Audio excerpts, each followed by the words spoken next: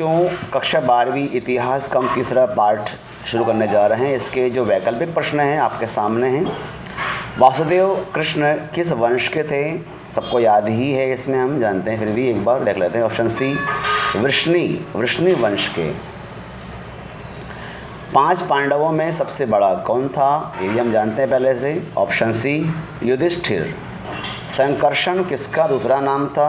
उत्तर देखें इसका। Option B है ना, बलराम का नाम संकर्षण भी था।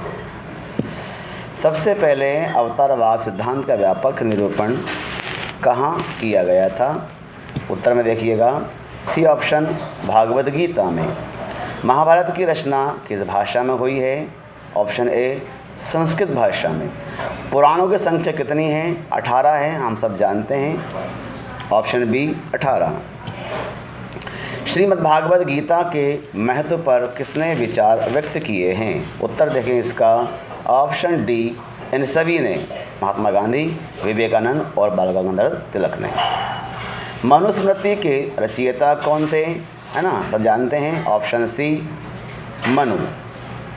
मनुस्मृति में कितने प्रकार के विवाह का उल्लेख किया गया है?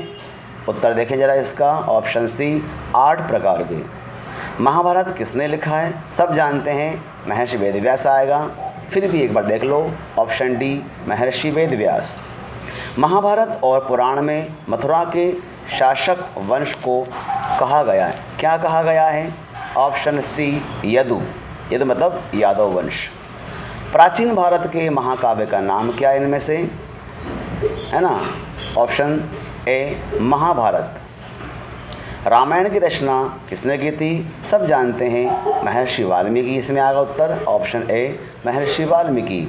दुर्योधन की माँ कौन थी? हम सब जानते हैं, गांधारी थी। Option A Gandhari.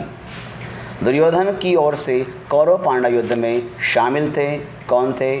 Option D Bhishma.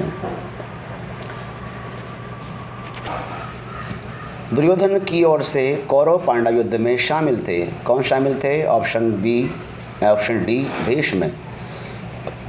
Bhim की पत्नी थी, कौन थी? Option C Hidimba. गांडीव क्या था? गांडीव अर्जुन के धनुष का नाम था। युद्धभूमि में अर्जुन के सामने सेना में कौन था? ये सभी थे। गीता में उपदेश दिया गया है, क्या कहा गया है? ये सारी बातें इसमें कही गई हैं। गोत्र किसका सूचक था? तो ये प्रत्येक जाति उपजाति के सामान्य पूर्वज का सूचक था, आज भी है। अर्जुन किसके शिष्य थे? हम जानते हैं, द्रोणाचार्य जी के शिष्य थे। निम्न में से किस संत ने गीता पर टीका मराठी में लिखा है? Option D Maneshwar. क्षत्रिय शब्द का साहित्यिक अर्थ है। ऑप्शन डी राज्य या क्षेत्र पर अधिकार होना। अम्बा अम्बालिका किसकी पत्नियां थी? उत्तर में आएगा बी विचित्रवीर्य की।